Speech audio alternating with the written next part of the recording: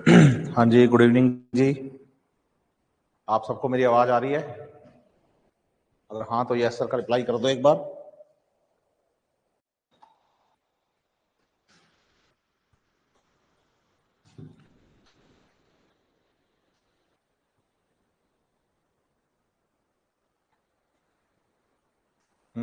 Good evening जी, good evening सबको, good evening.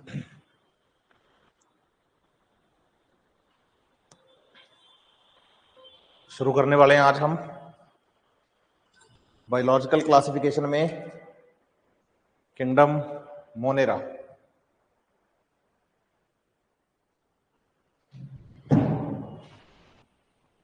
आज हम जो टॉपिक पढ़ेंगे उसका नाम है किंगडम मोनेरा।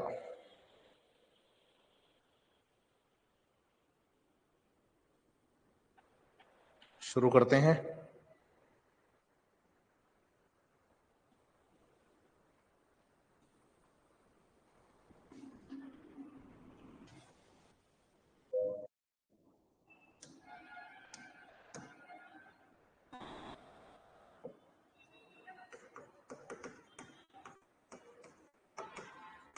किंगडम मोनेरा की बात करेंगे आज हम इस लेक्चर में। आ जाएं सीधे सभी धीरे धीरे। कल आपका डाउट काउंटर है ना, डाउट क्लास होगी कल आपकी। और कल की डाउट क्लास में हैंड रिटन जो हमारे क्वेश्चंस थे उनको भी डिस्कस करेंगे हम। और साथ ही साथ मैं आपको संडे का वाला टेस्ट भी बता दूं। 45 question, cell structure and function, cell division और लिविंग वर्ड वाला चैप्टर जो है उससे क्वेश्चन आएंगे। पेपर अच्छा तैयार किया मैंने, है ना। तो उसमें आपको मेरे बनाए हुए क्वेश्चंस, PYQs, थोड़ा ट्विस्ट, वो सब मिलेगा। एनसीईआरटी अच्छे से पढ़िएगा और उसके बाद पेपर दीजिएगा। इस बार पेपर केवल और केवल सब्सक्राइब स्टूडेंट्स के लिए है, ठीक है। तो किंगडम मोनेरा की बात कर रहे हैं हम। बताइएगा, किंगडम मोनेरा जो है इसमें इंक्लूड किया जाता है ऑल द प्रोकैरियोट्स, जिसमें आप याद करेंगे आर्किबैक्टीरिया, आप याद करेंगे यू बैक्टीरिया। यू बैक्टीरिया में दो चीजें हैं, एक तो आपको बैक्टीरिया याद करना है और दूसरा आपको साइनोबैक्टीरिया, ब्लू ग्रीन एल्गी याद करना है। दोनों को यू बैक्टीरिया कहा जाता है। और इसके अलावा आपको याद करना है माइकोप्लाज्मा, ठीक है। यहां याद रखिएगा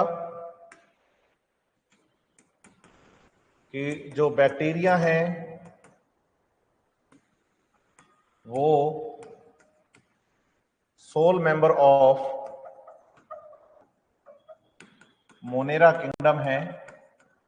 यहां सोल मेंबर से मतलब है मेन मेंबर, मेजर मेंबर जो होते हैं बेटा, है ना, वो कौन होते हैं? बैक्टीरिया। बैक्टीरिया सोल मेंबर है मोनेरा किंगडम के। और आप बताइए, एनसीईआरटी में अगर आप पढ़ेंगे तो आपको कुछ बैक्टीरियल शेप्स बताई गई हैं। इसमें एक बताई गई है हमें कोकस, एक बताई गई है हमें बैसिलस। बैसिलस मतलब होता है रोड शेप होना बैक्टीरिया का। कोकस मतलब होता है बेटा स्फेरिकल होना बैक्टीरिया का। कोकस का मीनिंग क्या होता है तो बताएंगे, गोल स्फेरिकल बैक्टीरिया जब होते हैं, गोल और स्फेरिकल बैक्टीरिया जब होंगे तो उनको हम फोकस बोल देंगे। तो यहां बताएंगे स्फेरिकल। तीसरे नंबर पे आपको बताया है एनसीईआरटी ने स्पाइरिलम, ये स्प्रिंग जैसे होते हैं, स्पाइरल होते हैं। और नंबर 4 पे आपको बताया है बच्चे विब्रियो या विब्रियम, इसका मतलब होता है कोमा शेप्ड होना, कोमा शेप्ड होना। ये 4 तरह के बैक्टीरिया एनसीईआरटी में बता रही है। कोकस, spherical, bacillus, rod shape, spiral, मतलब स्पाइरुलम जो होते हैं बच्चे वो शेप में स्पाइरल शेप के बैक्टीरिया होते हैं, और विब्रियो कोमा शेप के होते हैं। ये बात एनसीईआरटी ने लिखी है। एक और चीज जो एनसीईआरटी हमें लिख के दे रही है यहाँ पर, वो ये है, बहुत इंपॉर्टेंट लाइन है ना, इस लाइन का आप ध्यान रखिएगा। ये लाइन क्या कह रही है? लाइन यहां कह रही है कि all bacteria are simple and similar in basic structure but complex in behaviour या मेटाबॉलिज्म। आप बताइए, सब बैक्टीरिया के बारे में जब आप पढ़ना शुरू करेंगे तो आपको पता चलेगा कि जब हम बैक्टीरिया के बारे में बात करते हैं तो सारे बैक्टीरिया प्रोकैरियोट्स हैं। सेल वॉल, सेल मेम्ब्रेन, अंदर मेम्ब्रेन बाउंड सेल ऑर्गेनेल नहीं पाए जाते, डबल स्टैंडर्ड सर्कुलर डीएनए पाया जाता है, हिस्टोन से पैक नहीं होता। ये सारे कैरेक्टर आपको सभी बैक्टीरिया में मिलते हैं, सभी बैक्टीरिया में मिलते हैं, लेकिन बैक्टीरिया अपने फंक्शन के बेसिस पर एक दूसरे से अलग अलग होते हैं। बैक्टीरिया अपने फंक्शंस के बेसिस पर एक दूसरे से अलग अलग होते हैं, एक जैसे नहीं होते, एक जैसे नहीं होते। याद रखिएगा ये बात। तो जब ये सब अलग अलग होते हैं तो इसलिए एनसीईआरटी कह रही है कि कॉम्प्लेक्स इन द बिहेवियर और the metabolism but similar in their basic structure. Simple और सिमिलर होते हैं अपनी बेसिक स्ट्रक्चर के अंदर। सही है। आप बताइए, बैक्टीरिया के बारे में हम सेल बायोलॉजी वाले चैप्टर में पढ़ चुके हैं कि जब हम बैक्टीरिया की बात करते हैं तो हम बताते हैं कि बैक्टीरिया में जो सेल वॉल है बेटा वो पेप्टिडोग्लाइकन से बनी होती है। इसके अलावा बैक्टीरिया में ग्लाइकोकैलिक्स में 2 चीजें, स्लाइम लेयर एंड कैप्सूल होता है। ग्राम स्टेनिंग के बेसिस पर बैक्टीरिया 2 तरह के, gram positive and gram negative होते हैं। ये हमने कहां पढ़ा था? सेल बायो वाले चैप्टर नंबर 8 में हम डिटेल कर चुके हैं इसकी, है ना। इसके अलावा इसमें सेल मेम्ब्रेन, फॉस्फोलिपिड बाइलेयर है, और याद रखेंगे कि सेल मेम्ब्रेन फॉर्म करती है मीजोसोम्स को, साथ ही साथ इन पर पाए जाते हैं फ्लैजेला जो कि हेल्प करते हैं in locomotion of bacterial cell. ये क्या, मैं इसलिए आपको थोड़ा जल्दी से याद करवा रहा हूं, एक तरह से रिवीजन करवा रहा हूं, क्योंकि सेल बायोलॉजी वाले चैप्टर में हम ये सारे कैरेक्टर पढ़ चुके हैं, है ना। हमने सेल वॉल पेप्टिडोग्लाइकन से बनी हुई पढ़ी, हमने ग्लाइकोकैलिक्स की बात करी, हमने ग्राम पॉजिटिव के अंदर ग्राम नेगेटिव और ग्राम स्टेनिंग में अंदर ग्राम पॉजिटिव ग्राम नेगेटिव की बात करी।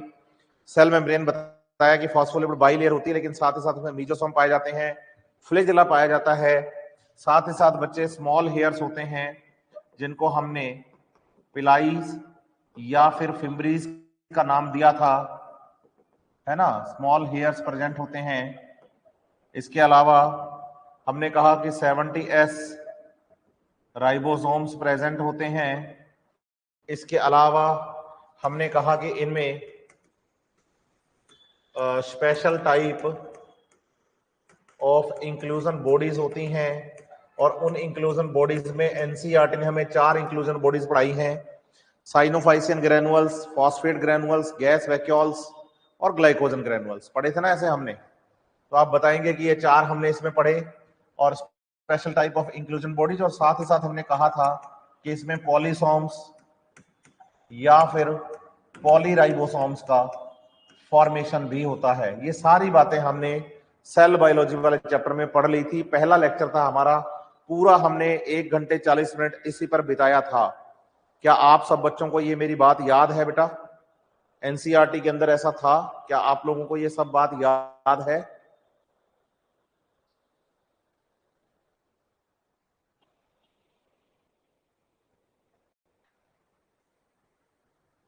हाँ, वंशिका यस सर, नीही yes sir, Vikas Bakshi yes sir, Supriya yes sir, Ankit, Kalyani, Kaviraj, अक्रश पटेल, ऋषभ, वेरी गुड। ऋषभ आ गया तू?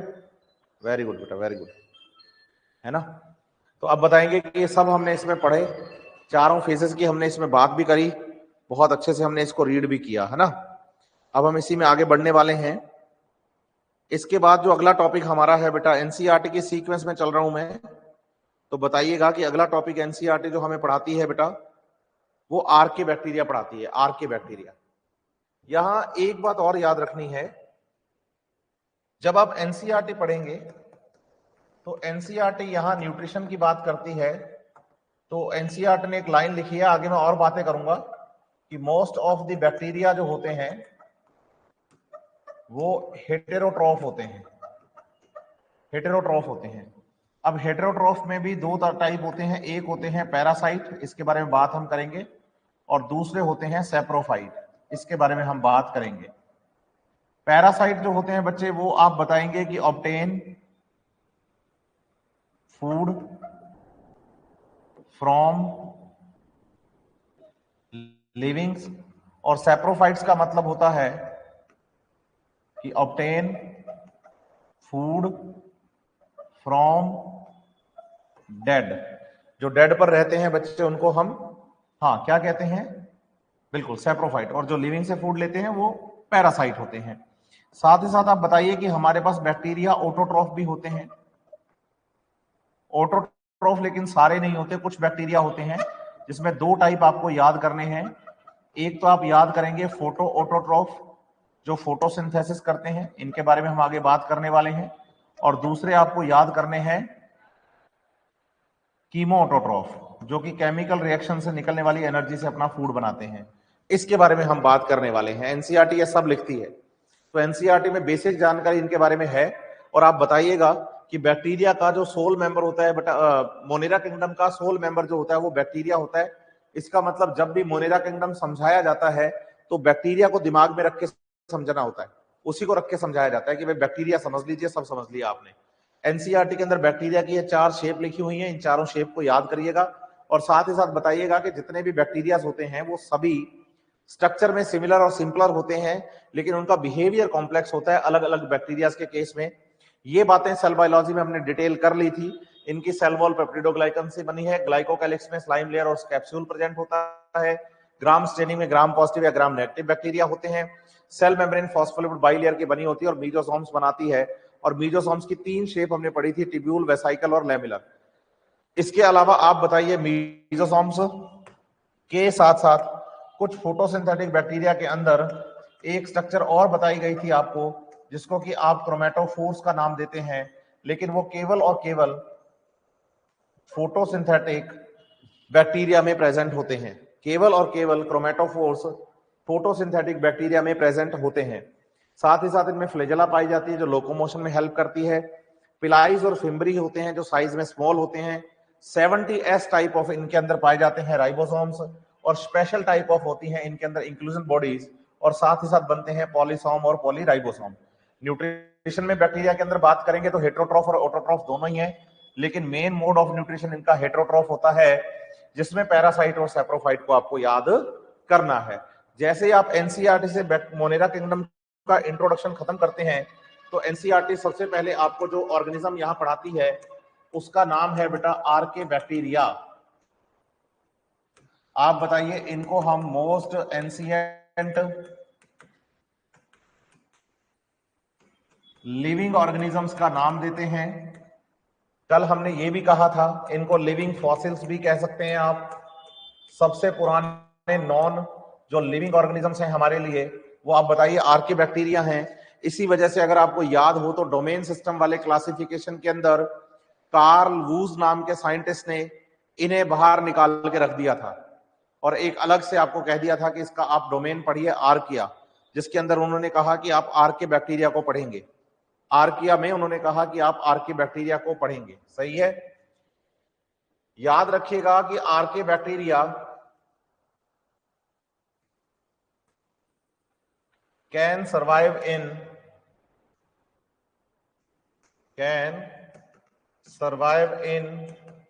most adverse conditions,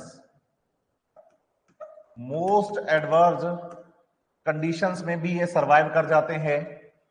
इसका कारण क्या है, इसका रीजन बताइएगा आप। ये असर्शन रीजन का तैयार हो गया क्वेश्चन आपका। रीजन इसका ये है कि इनकी cell wall and cell membrane एक कॉम्प्लेक्स स्ट्रक्चर होती है। ठीक है, आप बताइएगा कि जो सेल वॉल होती है, जब आप इनके सेल वॉल की बात करेंगे तो आप बताइए कि cell wall differ from bacteria, ठीक है, एंड प्रोटेक्ट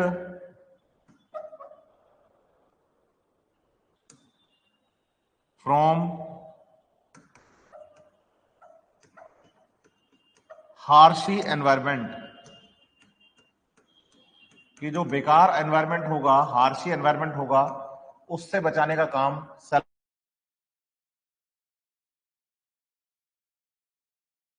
इनकी जो सेल मेम्ब्रेन होती है वो है तो फॉस्फोलिपिड बाइलेयर, लेकिन आप बताइएगा कि उसमें ब्रांच्ड लिपिड्स प्रेजेंट होते हैं।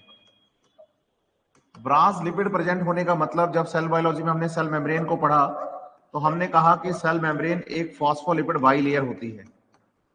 ऐसा ही हमने सेल मेम्ब्रेन को पढ़ा कि सेल मेम्ब्रेन एक फॉस्फोलिपिड बाइलेयर होती है।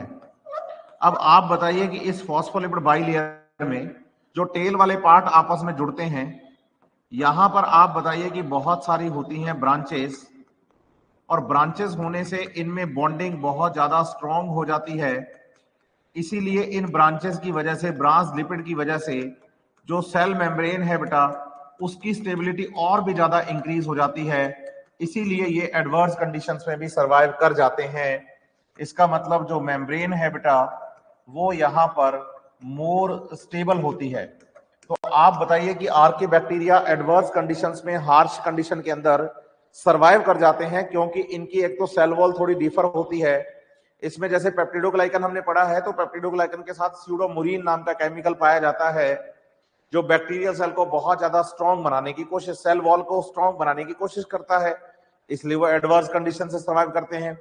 दूसरा, इनकी जो सेल मेम्ब्रेन होती है उसमें ब्रांच लिपिड पाए जाते हैं।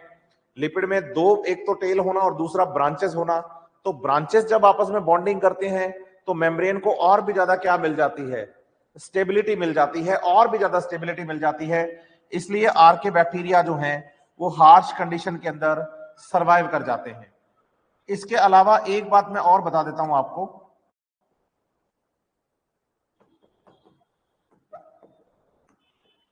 बताइएगा कि in archae bacteria DNA is packed like eukaryotic DNA. मतलब आप बताइए, जब यूकैरियोटिक डीएनए की आप बात करते हो तो यूकैरियोटिक डीएनए पैक होता है न्यूक्लियोसोम की फॉर्म में, हिस्टोन प्रोटीन की हेल्प से। तो आप बताइए, आर्के बैक्टीरिया में हिस्टोन प्रोटीन तो नहीं होता, लेकिन प्रोटीन कोई और होती है, लेकिन वो पैक उसी के जैसे ही होता है जैसे कि यूकैरियोटिक सेल के अंदर डीएनए पैक होता है। तो बोलो, डीएनए की पैकेजिंग भी थोड़ी स्टेबल है, मेम्ब्रेन में ब्रांच लिपिड पाए जाते हैं, सेल वॉल के अंदर स्पेशल केमिकल्स पाए जाते हैं जो मेम्ब्रेन को रिजिडनेस देते हैं, स्ट्रेंथ देते हैं। इन तीनों कारणों की वजह से आप बताइएगा कि जो आर्के बैक्टीरिया होते हैं वो एडवर्स कंडीशंस में भी सर्वाइव कर जाते हैं। जो आर्के बैक्टीरिया होते हैं वो एडवर्स कंडीशंस में भी सर्वाइव कर जाते हैं। ये ध्यान रखिएगा आप। जब आप आर्के बैक्टीरिया की बात करते हैं तो आपको बताया जाता है कि आर्के बैक्टीरिया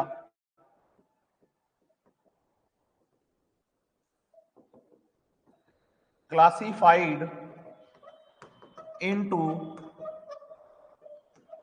3 ग्रुप्स, 3 ग्रुप्स में यहां पर ये क्लासिफाइड हैं, जिनमें सबसे पहले नंबर पे आप याद करो हैलोफिल्स को, दूसरे नंबर पे आप याद करो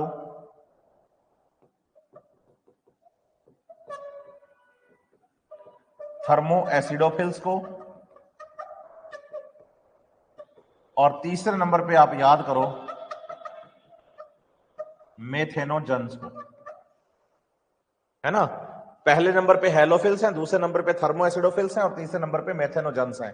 क्या आप लोगों को ये वाली स्लाइड समझ में आई है बेटा सबको? आर्के बैक्टीरिया के बारे में ये वाली स्लाइड सबको समझ में आई है? अगर हाँ तो एक बार रिप्लाई करिए यस सर का, फिर आगे बढ़ेंगे हम। हाँ yes sir. Vikas Bakshi very good. Kalyani okay बेटा।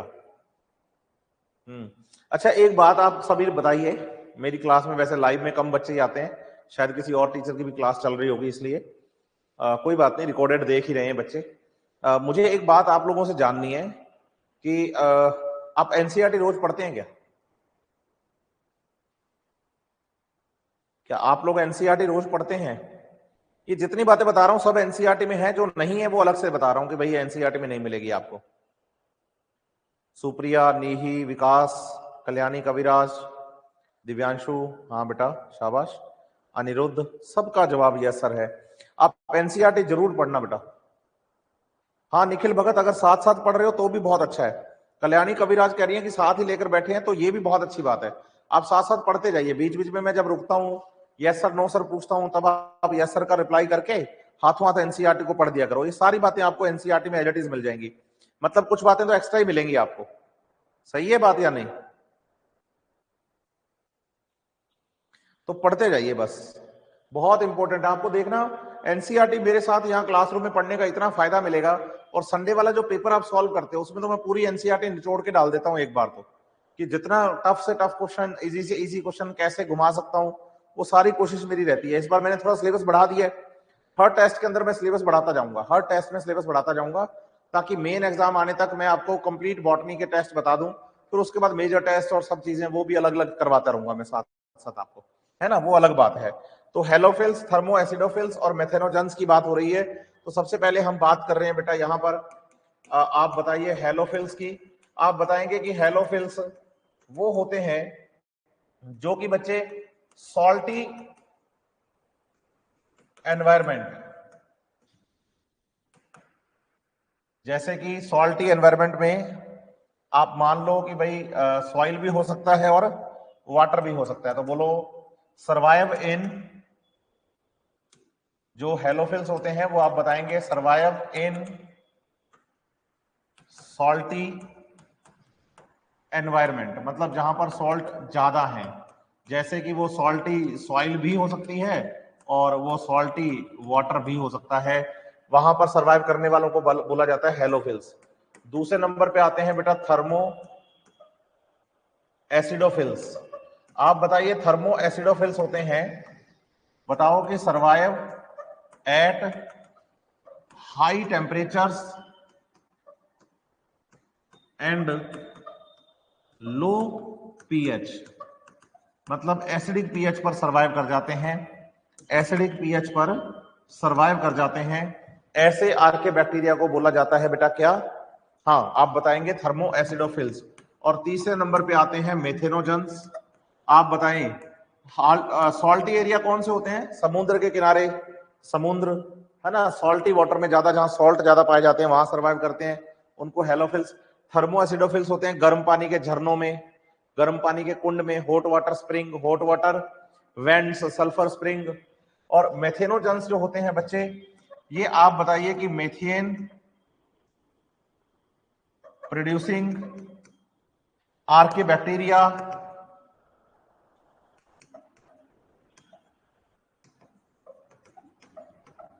प्रेजेंट इन र्यूमेन, मतलब गट ऑफ कैटल्स, और इनका काम है बच्चे मीथेन गैस को प्रोड्यूस करना। ये गोबर गैस बनाते हैं, मीथेन गैस बनाते हैं from the dung of the cattles, गाय भैंस के गोबर से जो स्मेल आती है मीथेन गैस, तो उस मीथेन गैस को प्रोड्यूस करने वाले आर्के बैक्टीरिया को मेथेनोजेंस कहा जाता है, जो कि कैटल्स की गट में पाया जाता है। आप आर्के बैक्टीरिया पढ़ेंगे एनसीईआरटी में, सारी बातें एज इट इज आपको मिलेंगी, आप इनको दिमाग में रखिएगा, अच्छे से सॉल्व भी करिएगा, मजा आएगा। ठीक है, इसके बाद हम आगे बढ़ेंगे। तो एनसीईआरटी अगला टॉपिक जो इसमें शुरू करती है बेटा, वो करती है वो यू बैक्टीरिया के बारे में। यू बैक्टीरिया में आप बताइए कि दो ऑर्गेनिजम्स को इंक्लूड किया जाता है। एक तो इंक्लूड किया जाता है बोलो साइनोबैक्टीरिया को, और दूसरा आप बताइए कि इंक्लूड किया जाता है बैक्टीरिया को। एनसीईआरटी ने इसी सीक्वेंस में पढ़ाया है। तो इसमें सबसे पहले एनसीईआरटी हमें पढ़ाती है बोलो साइनोबैक्टीरिया को। तो साइनोबैक्टीरिया का दूसरा नाम ब्लू ग्रीन एल्गी होता है। बताइए कि ये जो ब्लू ग्रीन एल्गी है, साइनोबैक्टीरिया है, ये होते तो प्रोकैरियोटिक हैं, होते तो प्रोकैरियोटिक ऑर्गेनिज्म हैं, लेकिन ये एल्गी इसलिए कहे जाते हैं क्योंकि ये फोटोसिंथेसिस करते हैं प्लांट्स की तरह, ठीक है, और पानी में पाए जाते हैं। तो सबसे पहले तो आप बताइए कि अगर हम इनके बात करें हैबिटेट की, तो आप बताइए इनका जो हैबिटेट है बेटा, वो हैबिटेट आप बताएंगे एक्वेटिक होता है। मींस ये पानी वाली जगहों पर पाई जाती हैं, या पानी के अंदर पाई जाती हैं, पानी के बाहर गीली जगहों पर पाए जाते हैं, पानी के आसपास पाए जाते हैं, इसलिए इनका एक्वेटिक हैबिटेट आपको बताना है। और एक्वेटिक हैबिटेट होने की वजह से ही इनका नाम एल्गी है, क्योंकि आगे चल के जब हम प्लांट किंगडम पढ़ेंगे तो फोटोसिंथेटिक ऑर्गेनिजम्स में जो ऑर्गेनिज्म पानी में सर्वाइव करते हैं उनको एल्गी कहा जाता है। इसलिए बताइए कि साइनोबैक्टीरिया का दूसरा नाम यहां ब्लू ग्रीन एल्गी भी है। ठीक है, आप बताएंगे कि जो साइनोबैक्टीरिया होते हैं, ये साइनोबैक्टीरिया हमें डिफरेंट फॉर्म्स में मिलते हैं। इन डिफरेंट फॉर्म्स में जैसे कि आप बात कर सकते हैं बच्चे साइनोबैक्टीरिया के बारे में, आप बताइए साइनोबैक्टीरिया यूनिसेल्यूलर हो सकता है ना, जैसे कि हम बोलें स्पाइरुलिना,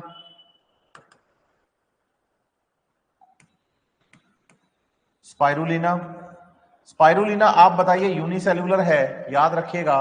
और स्पाइरुलिना बताइएगा कि प्रोटीन रिच होता है, protein rich and use as food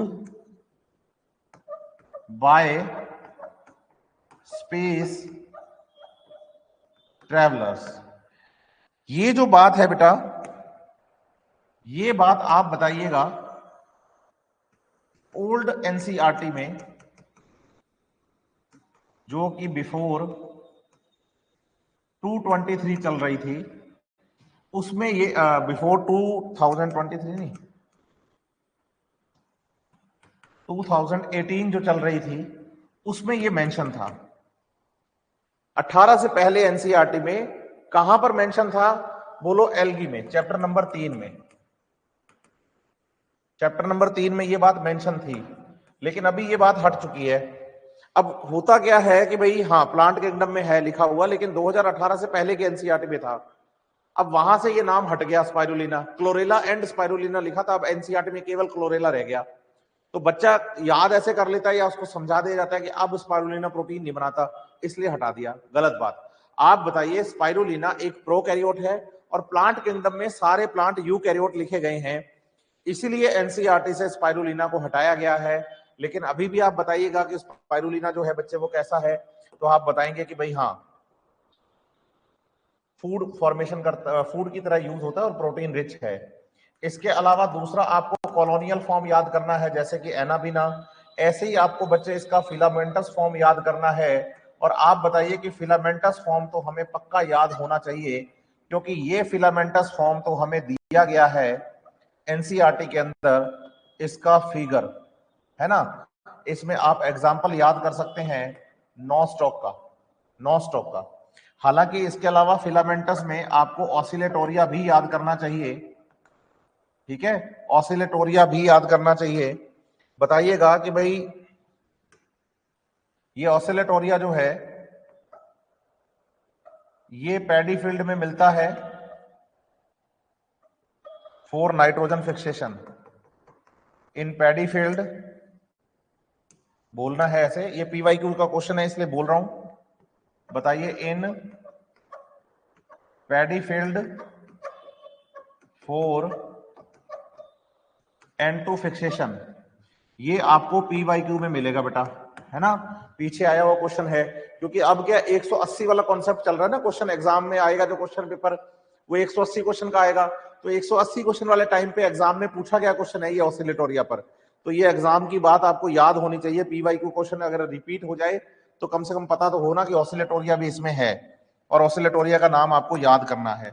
Oscillatoria आपका PYQ में है, और इस नॉन स्टॉप का बोलो NCERT में हमें फिगर दिया गया है। NCERT के अंदर हमें फिगर दिया गया है, ये मैं अभी आपको थोड़ी देर में बताने वाला हूं नॉन स्टॉप के बारे में।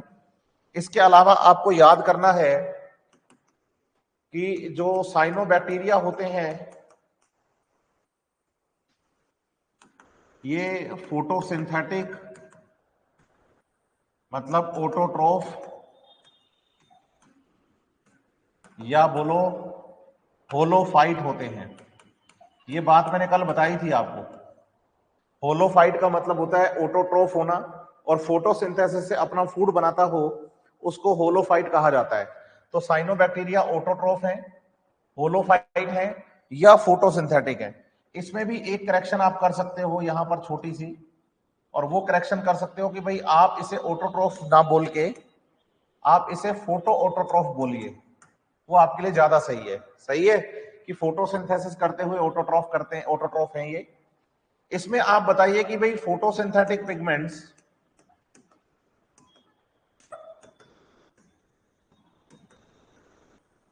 क्लोरोफिल ए प्रेजेंट होता है लाइक हायर प्लांट्स, ये याद रखिएगा आप। फोटोसिंथेटिक जो पिगमेंट है वो यहां पर क्लोरोफिल ए प्रेजेंट होता है, और आप बताइएगा कि क्लोरोफिल उन सभी ऑर्गेनिजम्स में पाया जाता है, क्लोरोफिल ए उन सभी ऑर्गेनिजम्स में पाया जाता है जो अपने फोटोसिंथेसिस के दौरान वाटर को as a hydrogen donor use करते हो। ये ध्यान रखिएगा आप। यहां पर मैं ये बात स्टार लगा के लिख रहा हूं, आपको ये बात पता होनी चाहिए कि मैं स्टार लगा के क्या लिख रहा हूं। तो बताएंगे कि साइनोबैक्टीरिया और blue green algae are first photosynthetic organisms, they first oxygenic photosynthetic organisms, क्या लिखेंगे यहां पर, oxygenic photosynthetic organism. First oxygenic शब्द याद लगाइए यहां पर, oxygenic photosynthetic organisms which used water H2O as hydrogen donor and produce oxygen. ऐसे ऑर्गेनिज्म जो फोटोसिंथेसिस के दौरान वाटर यूज करते हो और यूज करते हुए बच्चे यहां हाइड्रोजन डोनर की फॉर्म में ऑक्सीजन को प्रोड्यूस करते हो, ऐसे ऑर्गेनिजम्स को ऑक्सीजेनिक ऑर्गेनिजम्स कहा जाता है। और एक बात यहां पर और याद कर लीजिएगा, ट्रिपल स्टार के साथ लिख रहा हूं कि all oxygenic photosynthetic organisms, all oxygenic photosynthetic organisms have chlorophyll A for photosynthesis।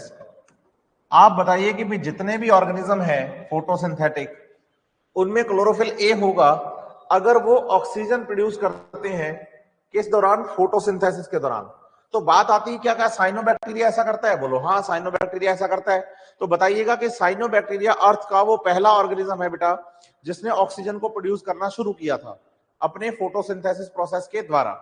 ये बात ध्यान रखिएगा, अपने फोटोसिंथेसिस हाँ प्रोसेस के द्वारा, ये आपको बात याद रखनी है। साइनोबैक्टीरिया के अंदर अगर हम बात करें इस क्लोरोफिल ए के अलावा, तो फोटोसिंथेटिक पिगमेंट्स एक तो क्लोरोफिल ए इसमें मिलता ही मिलता है आपको, ये तो आपको याद करना ही करना है। क्लोरोफिल ए तो इसमें मिलेगा ही मिलेगा। इसके अलावा फोटोसिंथेटिक पिगमेंट्स कुछ और होते हैं जिनको आपको बोलना है बेटा फाइकोबिलीन्स। फाइकोबिलीन्स, इसमें एक होता है बेटा सी फाइकोसाइनिन। ये आप बताइए, ब्लू कलर का होता है, ये ज्यादा होता है इसलिए इसको ब्लू ग्रीन एल्गी कहते हैं। एक होता है फाइको इरीथ्रीन, ये बताइए रेड कलर का होता है, ये सब में नहीं पाया जाता। रेड कलर का होता है, ये सब में नहीं पाया जाता है, ठीक है। ब्लू ग्रीन एल्गी जाता है। हालांकि ब्लू ग्रीन एल्गी हम नाम देते हैं, लेकिन आप बताइए कि ब्लू ग्रीन एल्गी अलग अलग कलर से हो सकते हैं, लाल रंग के भी हो सकते हैं, ध्यान रखिएगा इस बात का आप, ठीक है। और आपको ये याद रखना है कि फोटोसिंथेटिक पिगमेंट जैसे कि chlorophyll A like higher plant cell में प्रेजेंट है, उसके अलावा पिगमेंट यहां पर फाइकोबिलीन्स होते हैं, जिसपे कि सी फाइकोसाइनिन और सी फाइको इरीथ्रीन कहना है। और बताइए कि सी स्टैंड फॉर द साइनोबैक्टीरिया, क्योंकि आगे चल के ये पिगमेंट आपको रेड एल्गी में भी मिलेंगे, लेकिन वहां पर आप इनका नाम आर फाइको इरीथ्रीन के नाम से पढ़ेंगे एनसीईआरटी के अंदर, लेकिन वहां सी की जगह आर लिखा होगा, तो आर लिखने से हो जाएगा हाँ रेड एल्गी के अंदर का पिगमेंट। ये ध्यान रखिएगा आप बात, ठीक है। इसके अलावा अगर आप एनसीईआरटी से पढ़ रहे हैं तो आप याद रखिएगा कि जो साइनोबैक्टीरिया है, अगर साइनोबैक्टीरिया फॉर्म करते हैं water blooms by excessive growth, ये बात भी एनसीईआरटी में मेंशन है। आप एनसीईआरटी पढ़ेंगे तो आपको पता चलेगा कि जो साइनोबैक्टीरिया होते हैं वो बहुत ज्यादा अपनी ग्रोथ करते हैं, अपने नंबर इंक्रीज करते हैं और पानी के ऊपर तैरने लगते हैं। बड़े बड़े काई होती है ना ग्रीन कलर की, पानी के ऊपर रुका हुआ पानी होता है, गंदा पानी, स्मेली पानी होता है, उसके ऊपर काई तैर रही होती है गंदे पानी के ऊपर, वो जो काई होती है बोलो, उसी को हम वाटर ब्लूम्स कहते हैं।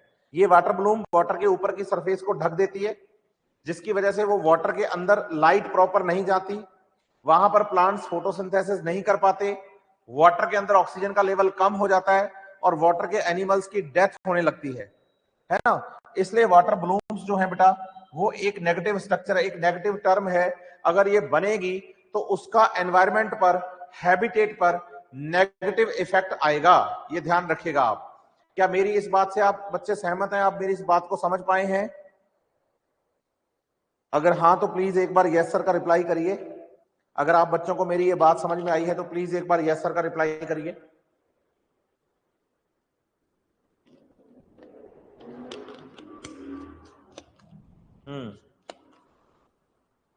वंशिका, सुप्रिया, नवनीत, विकास, आक्रश, नीही, वेरी गुड बेटा, रिप्लाई सभी करिए, थोड़ा अच्छा लगेगा मुझे।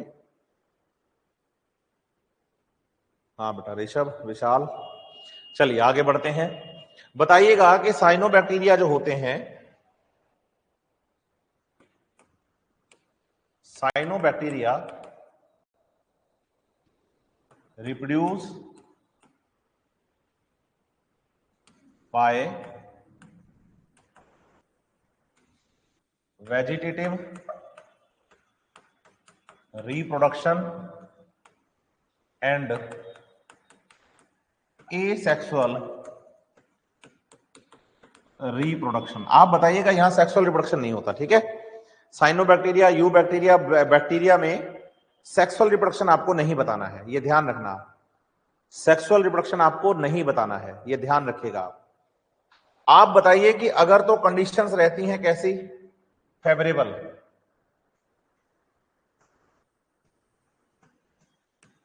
फेवरेबल एनवायरमेंटल कंडीशंस रहती हैं, तो आप बताइएगा कि ये क्या करते हैं, वेजिटेटिव रिप्रोडक्शन करते हैं, जिसमें कि सबसे बढ़िया एग्जांपल है कि ये बाइनरी फ्यूजन करते हैं, एक सेल से दो, दो से चार, चार से आठ, आठ से 16, 16 से 32 ऐसे सर्वाइव कर जाते हैं। लेकिन अगर कंडीशंस कैसी हो बेटा, एडवर्स कंडीशंस हो, इन एडवर्स एनवायरमेंटल कंडीशंस की बात करें तो आप बताइए कि इनमें स्पेशल स्पोर्स का फॉर्मेशन होता है, इनको आपको पढ़ने की जरूरत नहीं है, ये ध्यान रखिएगा, है ना। स्पेशल स्पोर्स का फॉर्मेशन होता है, इनको आपको पढ़ने की जरूरत नहीं है। इसके अलावा एक बात याद रखिएगा कि जो साइनोबैक्टीरिया हैं have ability to fix nitrogen into nitrogenous compounds. Cyanobacteria जो होते हैं वो क्या करते हैं बेटा, आप बताएंगे, नाइट्रोजिनस कंपाउंड्स का फॉर्मेशन करते हैं। जैसे एनसीईआरटी ने हमें एग्जांपल दिया है बेटा नॉन स्टॉक का। आप बताइए नॉन स्टॉक का आपको यहां पर एक फिलामेंटस डायग्राम मिलेगा। अगर आप ध्यान से देखेंगे तो आपको नॉन स्टॉक का एक ऐसा फिलामेंटस डायग्राम मिलेगा। ये बताइएगा कि डायग्राम किसका है, तो आप बताइएगा कि ये डायग्राम नॉन स्टॉक का है। ठीक है, इसमें सबसे इंपॉर्टेंट चीज तो ये है कि नॉन स्टॉक के डायग्राम में सबसे बाहर की ओर आपको एक दिखाई गई है स्लाइम लेयर। आप देखना ध्यान से, इसके ऊपर आपको एक स्लाइम लेयर लिख के दी गई है। डायग्राम में इसे लिखा गया है म्यूसिलेजिनस शीथ। देखना, मेरी बात ध्यान से सुनना, एग्जाम में कुछ भी आ सकता है, एग्जाम में कुछ भी आ सकता है। इसे आप बताइए कि ये है म्यूसिलेजिनस शीथ या बताइए म्यूकस लेयर या बताइए स्लाइम लेयर। डायग्राम देखोगे तो म्यूसिलेजिनस शीथ है। थ्योरी पढ़ोगे यू बैक्टीरिया में, साइनोबैक्टीरिया के बारे में, तो म्यूकस लेयर लिखा हुआ है। अब म्यूकस भी ना आए, म्यूसिलेजिनस शब्द भी ना लिखा आए, सही है बात या नहीं, यस और नो, तो आप बताइए स्लाइम लेयर बोलना है फिर आपको, है ना। वो भी लिखा, फ्रेश वाटर लिखा है सर और खराब पानी में रहते हैं बोलते हैं, नहीं नहीं, आपको यही समझाना चाहता हूं, आप समझना। जैसे मैंने कहा कि आपसे साइनोबैक्टीरिया जो होते हैं इनकी हैबिटेट एक्वेटिक है, एक्वेटिक में आप याद करना फ्रेश वाटर। अब आपको क्या लगता है कि फ्रेश वाटर वो वाटर होता है जो पीने लायक होता है, बोलो नहीं। फ्रेश वाटर वो वाटर होता है बच्चे जिसमें सॉल्ट कम होते हैं। वो आपके घर के आसपास रुका हुआ खड्डे में पानी, नदी, नाले, नहर, झील, समुद्र के अलावा या ब्रैकिश वाटर के अलावा जहां नमक ज्यादा पाया जाता है, उसके अलावा जितने भी पानी है वो सारे फ्रेश वाटर हैं। आपके घर पे जो पानी है वो भी फ्रेश वाटर है, और बाहर जो गंदे पानी का नाला है, गंदे पानी का जो खड्डा है, वो भी फ्रेश वाटर है। फ्रेश वाटर का मतलब कल्याणी होता है जिसमें मिनरल्स की कंसंट्रेशन कम होती है, ऐसे वाटर को फ्रेश वाटर कहा जाता है। ये बात आप ध्यान रखिएगा, ठीक है। तो साइनोबैक्टीरिया के डायग्राम में एक तो आपको यहां पर बाहर की तरफ म्यूसिलेजिनस शीथ लिखकर दी गई है, उसे थ्योरी में म्यूकस लेयर लिखा गया है, और उसे स्लाइम लेयर भी बोला जा सकता है। साथ ही साथ एक बात पे और ध्यान देना है आपको इसमें, आप बताइए कि जब आप एनसीईआरटी से इस डायग्राम को देखते हैं तो आपको इसमें कुछ सेल्स ऐसी दिखेंगी बेटा जिनकी सेल वॉल जो है वो थोड़ी थिक दिखेगी आपको, और बाकी सेल्स में सेल वॉल इतनी ज्यादा थिक नहीं दिखेगी।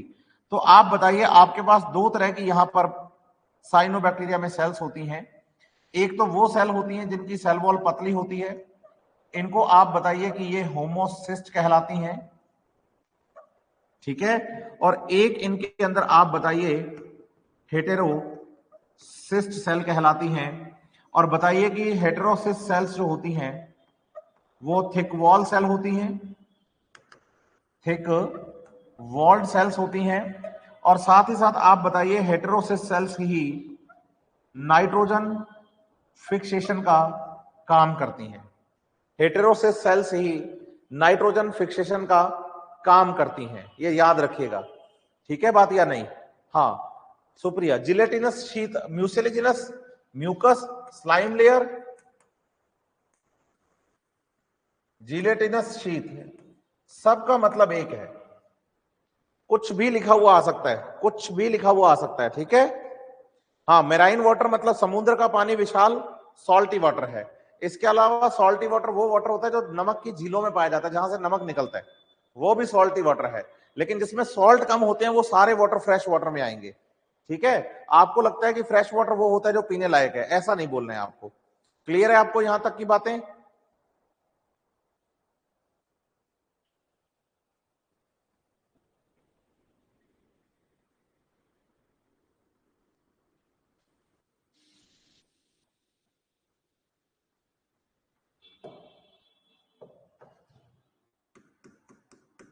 बोलो इन। हाँ, सबका रिप्लाई यस सर आ रहा है, मतलब बातें समझ में आ रही हैं। कल्याणी सर, मेरी दादी की तबीयत सीरियस हो गई है, मुझे लीव करना पड़ेगा। कोई बात नहीं बेटा, कर लो आप लीव। रिकॉर्डिंग देख लीजिएगा। गेट वेल सून उनको मेरी तरफ से बोलिएगा। चलिए, इन साइनोबैक्टीरिया photosynthesis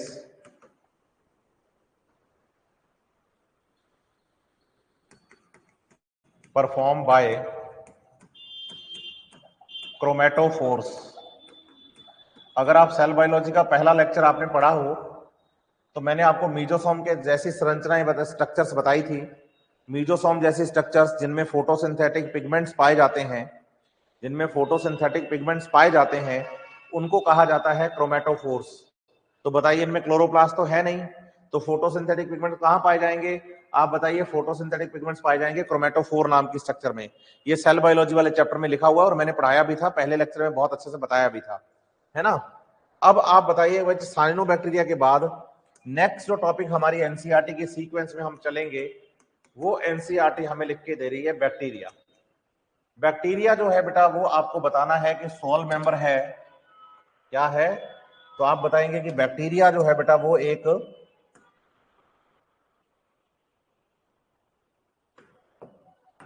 हाँ, तो आप बताएंगे कि sole member of Monera kingdom है। कौन है?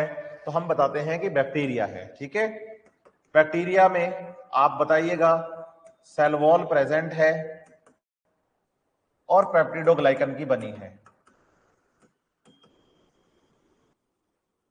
ठीक है, सेल वॉल प्रेजेंट है और पेप्टिडोग्लाइकन की बनी है। इसके अलावा इसमें सेल मेम्ब्रेन है जो कि फॉस्फो लिपिड बाइलेयर है। ये सेल बायोलॉजी में आपको पढ़ाया गया है। और सेल मेम्ब्रेन से मीजोसोम्स और क्रोमेटोफोर्स बनते हैं। ये दोनों ही मेम्ब्रेन की फोल्डिंग इन फोल्डिंग्स होते हैं। और आप बताइए, mesosomes for the respiration and chromatophores for the photosynthesis होते हैं। मीजोसोम पर एग्जाम में क्वेश्चन आ चुका है कि which one prokaryotic structure is analogous to the mitochondria of the eukaryotic cell? Then answer is the mesosome. ठीक है, हाँ, कॉलोनियल और फिलामेंटस दोनों में हेटेरोसिस्ट होती है बेटा, ये याद रखना। लेकिन आपको फिलामेंटस ही याद करना है क्योंकि एग्जाम में आपके पास क्वेश्चन फिलामेंटस का ही आएगा। क्योंकि एनसीईआरटी में हमारे पास जो डायग्राम है बेटा, वो एनसीईआरटी के अंदर नॉन स्टॉप का फिलामेंटस का ही डायग्राम है ना। पुरानी एनसीईआरटी में 19 नंबर पेज है, तो आप उसे याद रखिएगा। तो बताइए कि मीजोसोम्स पर तो क्वेश्चन एग्जाम में आ चुका है, तो हो सकता है कि अब एग्जाम में क्वेश्चन हमसे पूछा जाए क्रोमेटोफोर्स पर। ये ध्यान दीजिएगा बात पर। इसके अलावा आप बताइएगा कि इनकी जो सेल मेम्ब्रेन होती है उसमें क्रोमेटोफोर होने के साथ साथ यहां आपको बताना है कि फ्लेजेला प्रेजेंट होते हैं। फ्लेजेला मिलते हैं, आप बताएंगे कि वो फ्लैजिलीन प्रोटीन के बने होते हैं। ठीक है, एक लाइन मैंने बैक्टीरिया के बारे में आपको बताई थी कि सारे बैक्टीरिया सिंपलर या सिमिलर होते हैं स्ट्रक्चर में, लेकिन कॉम्प्लेक्स होते हैं बिहेवियर में। कॉम्प्लेक्स होते हैं बिहेवियर में। जैसे एनसीईआरटी ने यहां न्यूट्रिशनल बिहेवियर की बात करी है। मैं आपको बताऊं कि जब आप यहां पर एनसीईआरटी में बैक्टीरिया के न्यूट्रिशन की बात करोगे तो उसमें पहला न्यूट्रिशन आपको याद करना है autotroph, autotrophic type of nutrition. अब ऑटोट्रॉफिक में आप बताइए दो टाइप हैं। एक तो है फोटो ऑटोट्रॉफ, फोटो ऑटोट्रॉफ। तो आप बताइए कि प्रिपेयर देयर फूड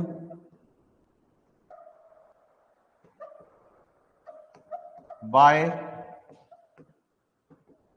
फोटोसिंथेसिस।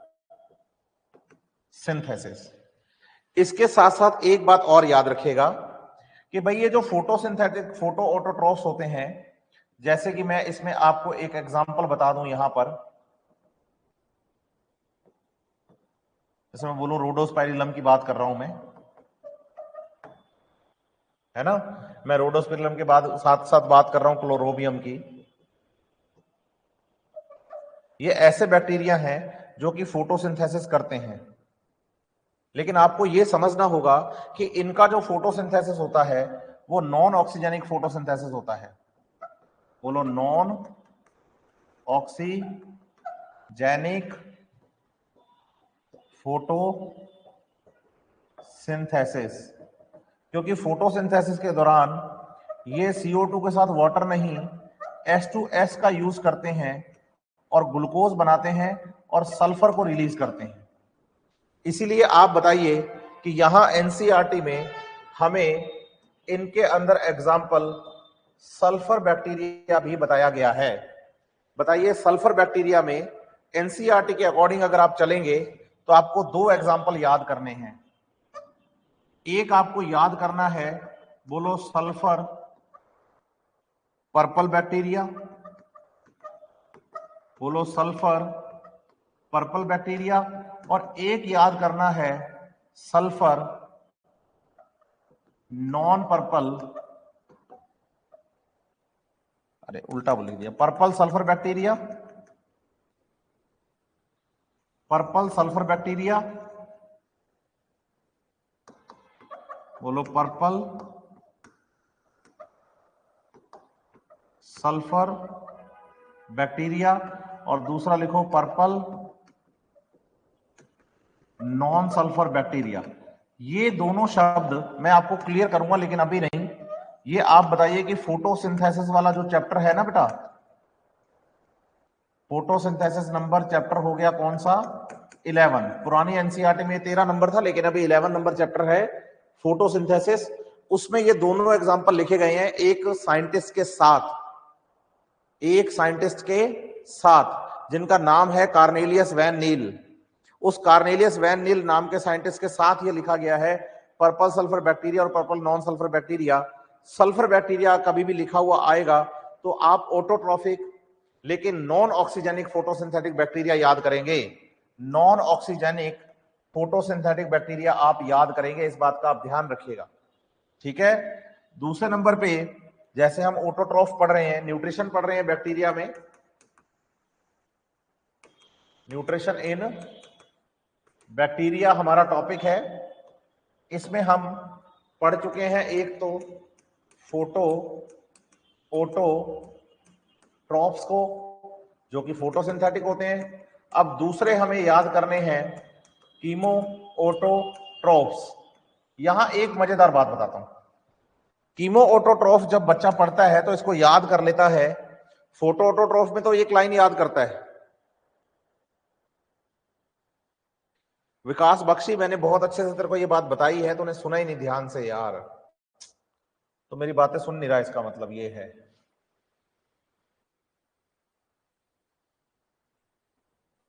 यहां पर ये लाइन पढ़ कि सभी बैक्टीरिया स्ट्रक्चर में सिंपल या सिमिलर होते हैं, लेकिन कॉम्प्लेक्स में, मतलब कॉम्प्लेक्स होते हैं बिहेवियर में या मेटाबॉलिज्म में। इसका मतलब यह है कि अगर बैक्टीरिया सारे एक साथ पढ़े जाएं तो सबकी स्ट्रक्चर देखने में एक जैसी है, लेकिन आपको उनमें मेटाबॉलिक डाइवर्सिटी मिलेगी, मतलब उनमें डिफरेंट टाइप ऑफ मेटाबॉलिज्म मिलेगा, अलग अलग बैक्टीरिया आपको मिलेंगे। Autotroph, chemoautotroph, aerobic, obligate anaerobic, obligate aerobic, ऐसे करके आप पढ़ेंगे।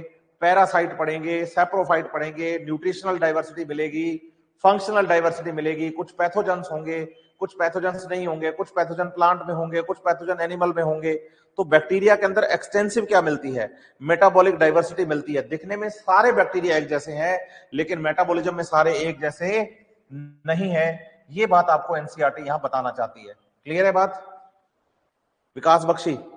अब क्या होता है कि जल्दबाजी में बच्चा एक गड़बड़ करता है, वो कहता है फोटो ऑटोट्रॉफ वो होते हैं जो फोटोसिंथेसिस से अपना फूड बनाते हैं। बच्चा कहता है ठीक है, फिर कहता है कीमो ऑटोट्रॉफ, तो बताइए कीमो ऑटोट्रॉफ में वो बोलता है कि केमिकल रिएक्शन से निकलने वाली एनर्जी से अपना मेटाबॉलिज्म चलाते हैं। ध्यान से सुनना, दोबारा सुनना, केमिकल रिएक्शन में निकलने वाली एनर्जी से अपना मेटाबॉलिज्म चलाते हैं, जो कि गलत बात है। आप बताइए कीमो ऑटोट्रॉफ है तो ये प्रिपेयर करते हैं the food by energy which released in chemical reactions. बोलो केमिकल रिएक्शंस में निकलने वाली जो एनर्जी होती है उससे अपना मेटाबॉलिज्म नहीं चलाते, उससे अपना फूड बनाते हैं और फिर फूड से एनर्जी लेकर मेटाबॉलिज्म चलाते हैं। इसलिए इनको ऑटोट्रॉफ कहा गया है, ऑटोट्रॉफ। और ऑटोट्रॉफ वो होते हैं जो अपना फूड बनाते हैं। अब जल्दबाजी में बच्चा कहता है केमिकल रिएक्शन से निकलने वाली एनर्जी से अपना मेटाबॉलिज्म चलाते हैं, नहीं, केमिकल रिएक्शन से निकलने वाली एनर्जी से अपना फूड बनाते हैं और उस फूड का फिर आगे ऑक्सीडेशन करके एनर्जी प्रोड्यूस करके अपना मेटाबॉलिज्म चलाते हैं। ऐसे ये बात करनी है। जैसे इसमें आप याद करिए कि हमारे पास अमोनिया है, अमोनिया से बने नाइट्राइट और नाइट्रेट। बताइए इस प्रोसेस का नाम नाइट्रीफिकेशन है और इसे करते हैं नाइट्रीफाइंग बैक्टीरिया। नाइट्रीफाइंग बैक्टीरिया, जैसे मैं यहां एग्जांपल लिखूं तो बोलो, मैं यहां एग्जांपल लिखूंगा नाइट्रोकोकस और नाइट्रोसोमोनास। दो एग्जांपल बैक्टीरिया के लिख रहा हूं, नाइट्रोकोकस और नाइट्रोसोमोनास। लेकिन नाइट्राइट से नाइट्रेट बनाने वाले आप बताइए नाइट्रोबैक्टर, है ना। और आप बताइए इस केमिकल रिएक्शन में रिलीज होती है क्या, एनर्जी, और यूज होती है फॉर फूड फॉर्मेशन। तो बताइए इस केमिकल रिएक्शन में यहां पर क्या निकली, तो हम बताते हैं कि इस केमिकल रिएक्शन में यहां पर निकली एनर्जी, और यही एनर्जी आगे यूज होती है किसके लिए, तो बताइएगा ये एनर्जी यूज होती है फूड फॉर्मेशन के लिए। ऐसे बैक्टीरिया को कीमो ऑटोट्रॉफ बैक्टीरिया कहा जाता है, कीमो ऑटोट्रॉफ बैक्टीरिया कहा जाता है। और आप बताइए कि ये सॉइल में है और यहां पर ये मिनरल्स का क्या कर रहे हैं बच्चे, हाँ, यूज कर रहे हैं। तो आप बताइए एनसीईआरटी ने लिखा है कि some bacterias are also used in the mineralisation. ये ध्यान रखिएगा बात, ठीक है बात या नहीं। इसके अलावा आप बताइए कि some bacteria are parasite, means obtain food from living organism. बताइए जो पैरासाइट शब्द है ना, पैरासाइट, इकोलॉजी में आप पैरासिटिज्म की बात करेंगे तो पॉजिटिव नेगेटिव इंटरेक्शन आएगा, पॉपुलेशन इंटरेक्शन में पढ़ेंगे हम इसको, है ना। पॉपुलेशन, ऑर्गेनिज्म एंड पॉपुलेशन वाले चैप्टर में आएगा ना पैरासिटिज्म, पॉजिटिव नेगेटिव रिलेशन। तो बताइए जिस ऑर्गेनिज्म पर ये पैरासाइट बैक्टीरिया रहते हैं वहां पर ये आप बताइए पैथोजन होते हैं, पैथोजन्स होते हैं, ये वहां पर नेगेटिव इफेक्ट डालते हैं, नेगेटिव इफेक्ट डालते हैं।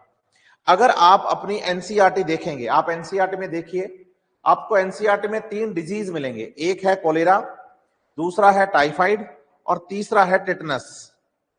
एक है कोलेरा, एक है टाइफाइड और एक है टिटनस। 3 आपको यहां पर डिजीज दिखेंगे और तीनों के बारे में आप डिजीज के बारे में बताइएगा कि तीनों डिजीज जो है बेटा ये कैसे डिजीज हैं। बताइए पैरासिटिज्म के एग्जाम्पल हैं। अब पैथोजेनिक है, तो पैथोजेनिक है तो बताइए कि ये ह्यूमंस में डिजीज करते हैं। जैसे पहला डिजीज क्या है, कोलेरा, दूसरा क्या है, टिटनस,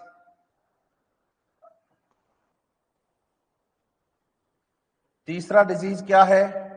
तो आप बताएंगे कि पहला कोलेरा, दूसरा टिटनस और तीसरा, मैंने टिटनस की स्पेलिंग सही नहीं लिखी ना,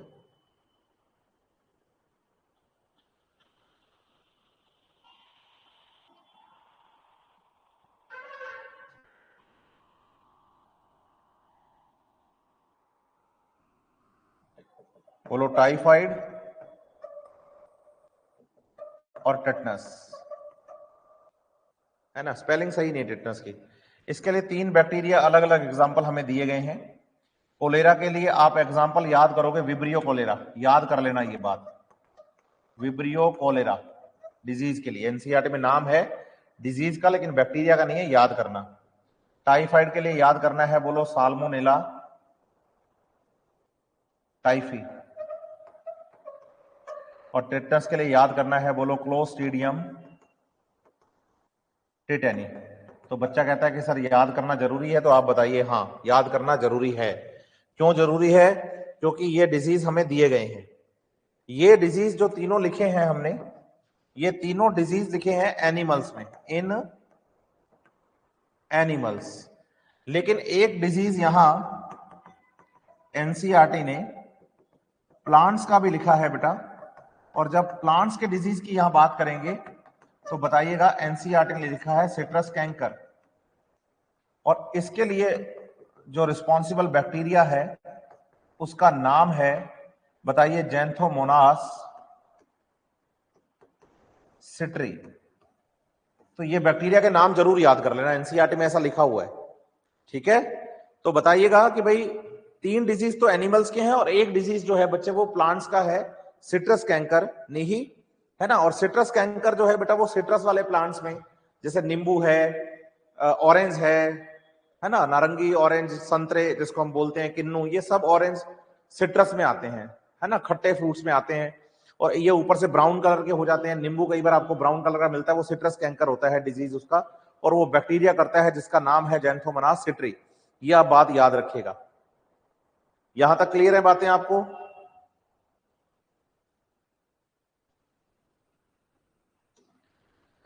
बताइए, बैक्टीरिया में अगर हम न्यूट्रिशन की बात करें तो बैक्टीरिया जो है बेटा ऑल्सो डीकंपोजर्स। डीकंपोजर्स का मतलब है कि ये सैप्रोफाइट्स हैं, मतलब obtain food from dead, dead organism, dead part से फूड ऑब्टेन करते हैं, है ना। तो उसको हम कहते हैं बेटा सैप्रोफाइट। और जब सैप्रोफाइट होते हैं तो बोलो ये मिनरल साइक्लिंग में हेल्प करते हैं। तो बताइएगा, help in mineral cycling, decomposer हैं। तो बताइए कि डेड ऑर्गेनिज्म को डिकम्पोज करेंगे तो उसके बॉडी के जो मिनरल्स हैं उनका सॉइल के अंदर नंबर इंक्रीज कर देंगे, उनका सॉइल के अंदर नंबर इंक्रीज कर देंगे, है ना। इसके साथ साथ एनसीईआरटी ने बैक्टीरिया के बारे में कुछ इकोनॉमिकल इंपॉर्टेंस भी लिखी हुई है।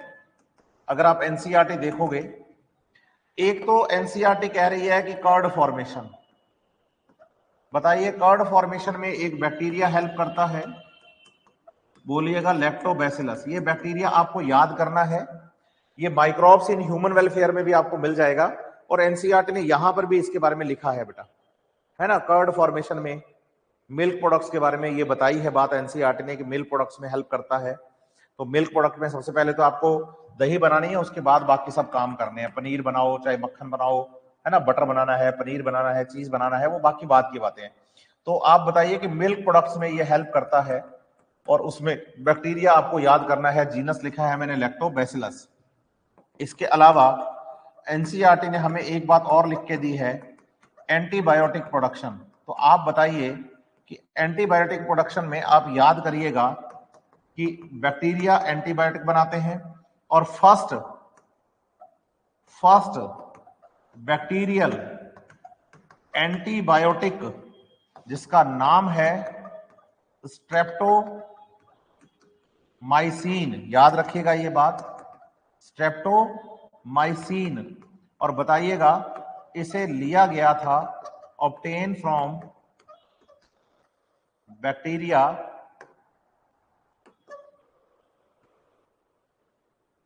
स्ट्रेप्टो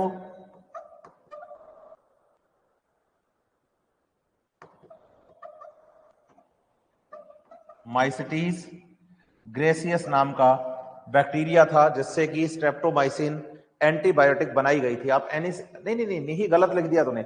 पेनिसिलियम नोटेटम फंजाई से थी बेटा, फंजाई से। वो होता है फर्स्ट एंटीबायोटिक। पेनिसिलियम नोटेटम वाला जो है ना बेटा, निही,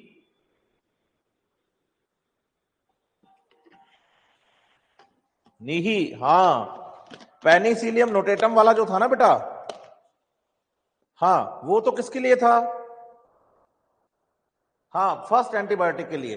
मैं फर्स्ट एंटीबायोटिक नहीं बता रहा, मैं बता रहा हूं फर्स्ट बैक्टीरियल एंटीबायोटिक। तो स्ट्रेप्टोमाइसिन थी बेटा, है ना, स्ट्रेप्टोमाइसिस ग्रेसियस पूरा नाम है बैक्टीरिया का, जिससे कि इसको ऑब्टेन किया जाता है, ये याद रखिएगा। बताइएगा कि बैक्टीरिया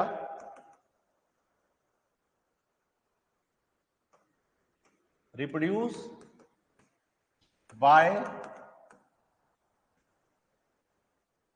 बाइनरी फिजन, ठीक है, ये आपको मोस्टली याद करना है। दूसरी तरफ बताइए, एंडोस्पोर फॉर्मेशन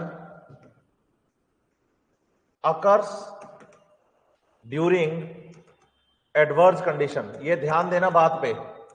वैसे क्या होता है कि मेरे लेक्चर्स में थोड़ा सा ये बोरियत बहुत होती है कि मास्टर लगातार पढ़ाता ही रहता है, इधर उधर की बात नहीं करता।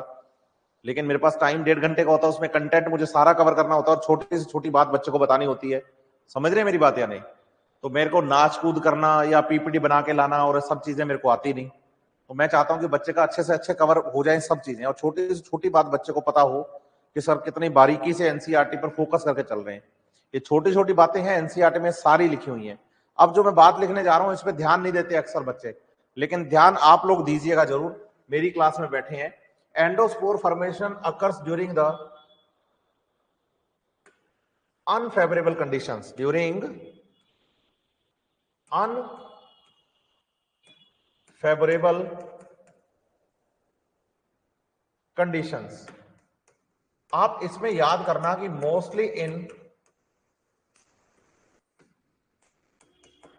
Bacillus bacteria, mostly in bacillus bacteria. ध्यान देना बात पे। जब आप बैसिलस बैक्टीरिया की बात करते हो तो मैं यहां लिख दूं एनसीईआरटी में बैक्टीरियल शेप के डायग्राम है, उसमें बैसिलस बैक्टीरिया में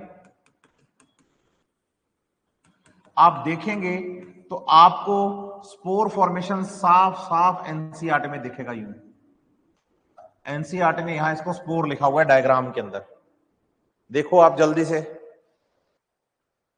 एनसीईआरटी के अंदर बैक्टीरिया का ऐसा डायग्राम दिया हुआ होगा, और इस बैक्टीरिया के डायग्राम में आप देखना, आपको ध्यान से सब चीजें अच्छे से दिखेंगी।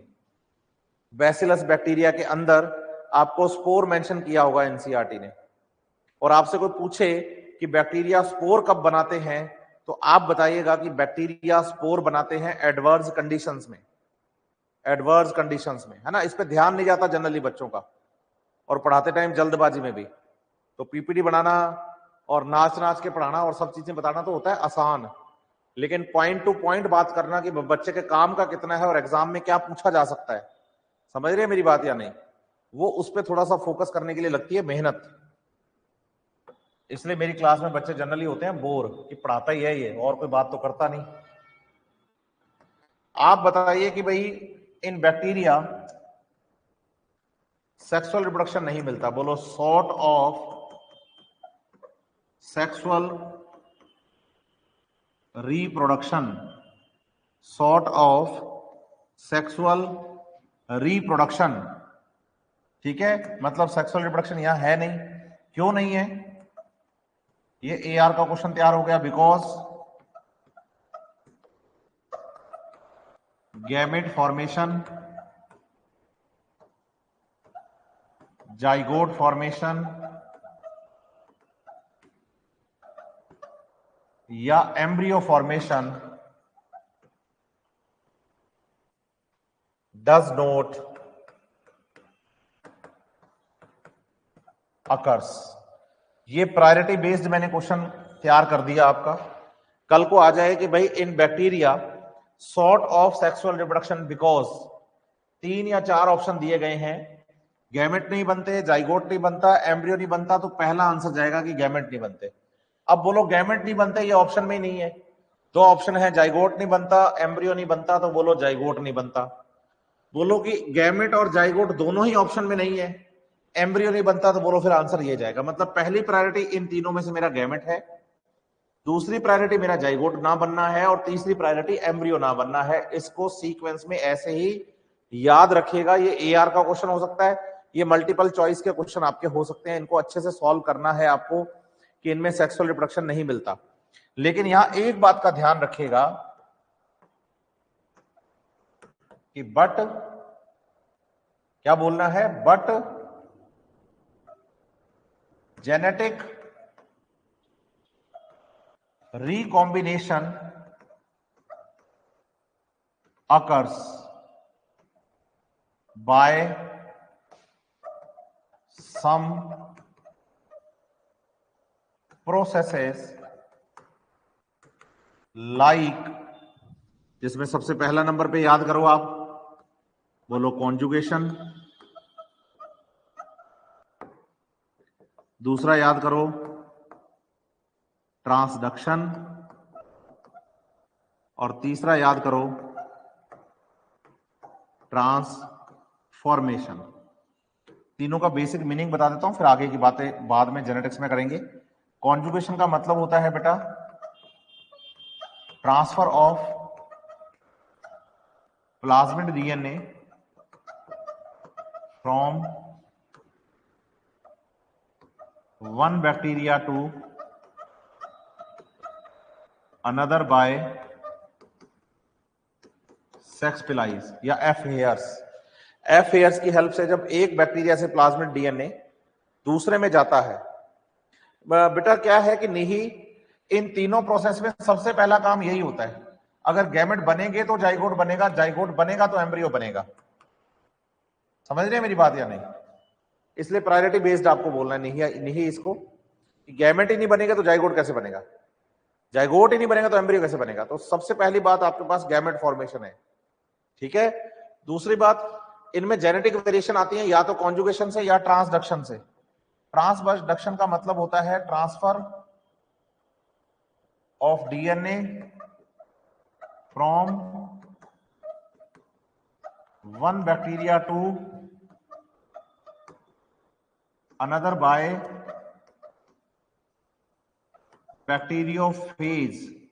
और बैक्टीरियोफेज बेटा एक वायरस है कि जब एक बैक्टीरिया से दूसरे बैक्टीरिया में डीएनए का ट्रांसफर वायरस बैक्टीरियोफेज की हेल्प से होता है तो उसे ट्रांसडक्शन कहते हैं।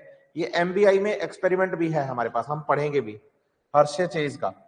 ट्रांसफॉर्मेशन में जब हम बात करते हैं तो ट्रांसफॉर्मेशन के दौरान आपको याद करना है कि जब हम ट्रांसफॉर्मेशन की बात करेंगे तो ग्रिफिथ का एक्सपेरिमेंट है, आप बताएंगे एमबीआई वाले चैप्टर में मॉलिक्यूलर बेसिस ऑफ इनहेरिटेंस में, तो आप बताने वाले हैं कि transfer of DNA from one bacteria to another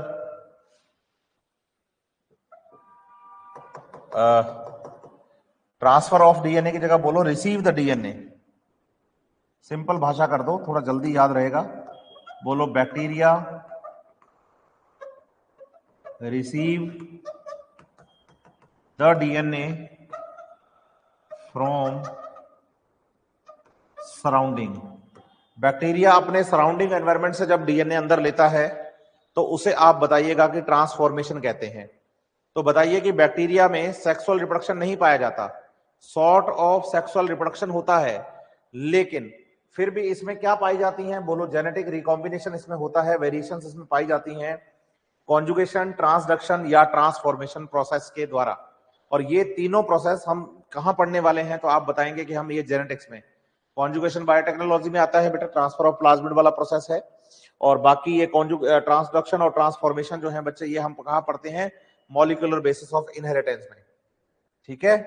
ये बात हुई बैक्टीरिया के बारे में। और एनसीईआरटी नेक्स्ट जो सीक्वेंस में हमारे टॉपिक लेके आती है बच्चे, उसका नाम है माइकोप्लाज्मा। क्या नाम है? माइकोप्लाज्मा। आप बताएंगे कि भाई इसे जोकर ऑफ माइक्रोबायोलॉजी कहा जाता है। उसका रीजन क्या है कि माइकोप्लाज्मा एक ऐसा ऑर्गेनिज्म है, प्रोकैरियोट है, जिस पर कि सेल वॉल नहीं पाई जाती।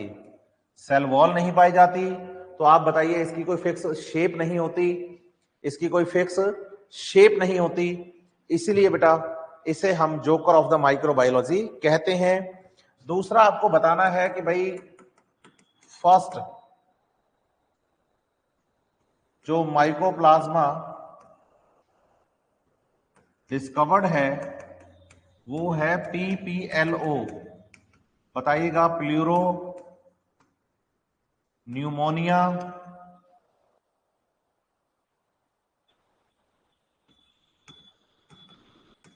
लाइक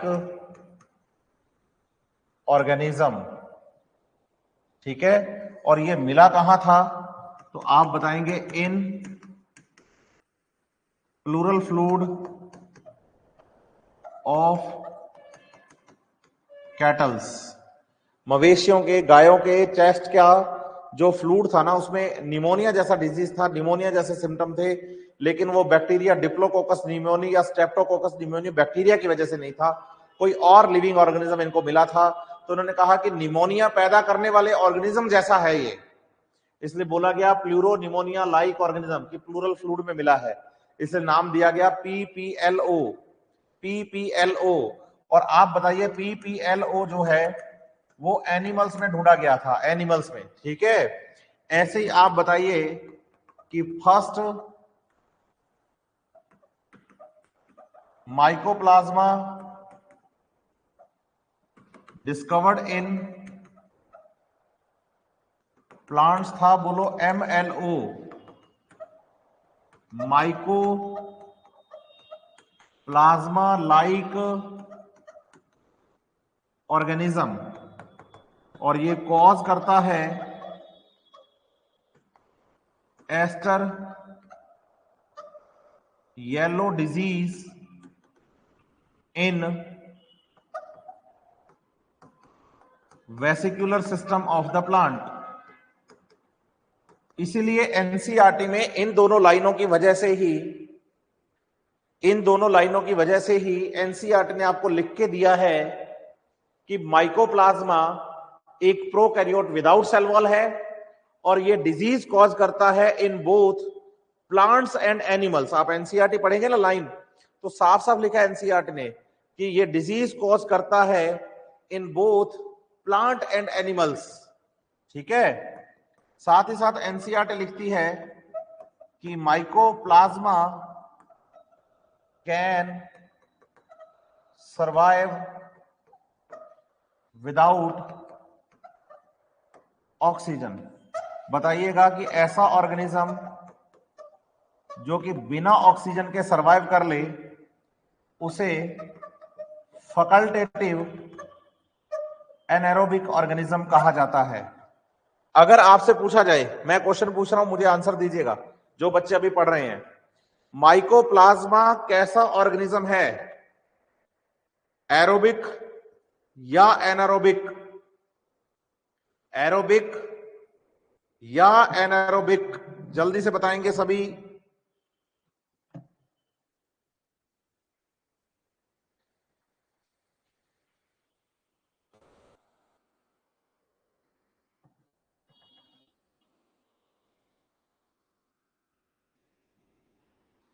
हाँ, वंशिका ने लिखा एनारोबिक, सुप्रिया ने लिखा एनारोबिक, निखिल भगत ने लिखा एनारोबिक, सब लिख रहे हैं एनारोबिक।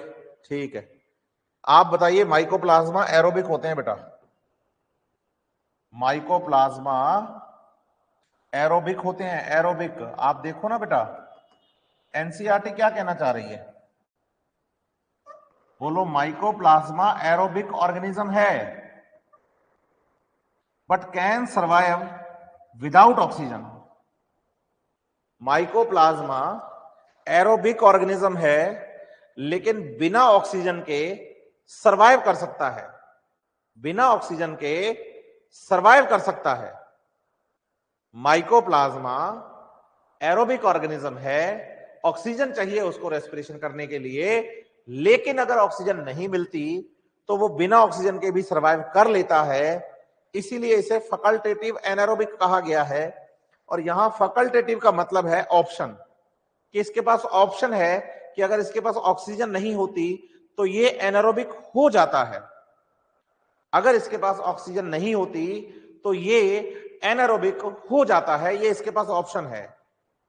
समझे मेरी बात या नहीं समझे बच्चों? आप यस और नो का रिप्लाई करिए।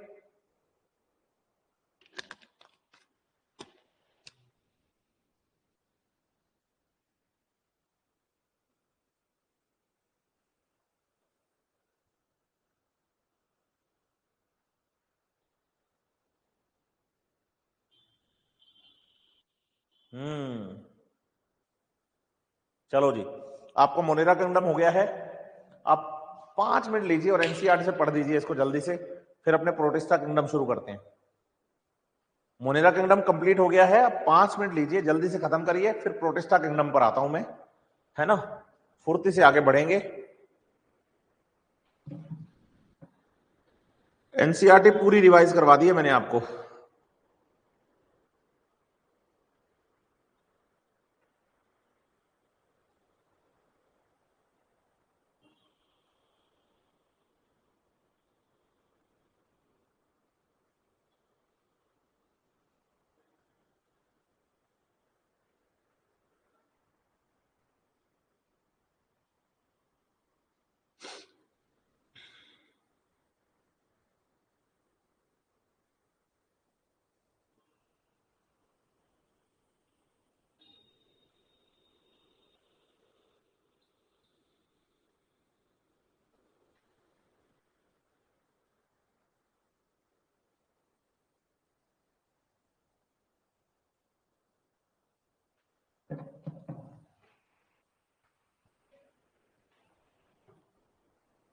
क्या देखो, जिन्होंने पढ़ना नहीं होता ना वो धीरे धीरे होता रहता है। आप जल्दी से एनसीईआरटी पढ़ दीजिए और जैसे ही हो जाए तो मुझे यस सर बताइए, फिर मैं किंगडम प्रोटिस्टा शुरू करूं।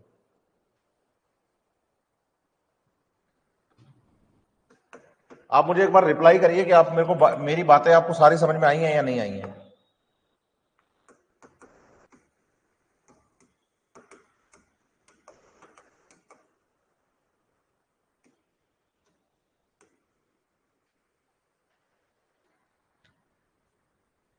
हाँ वंशिका, अक्रश, वेरी गुड। हाँ, बातें सबको समझ में आई हैं, है ना।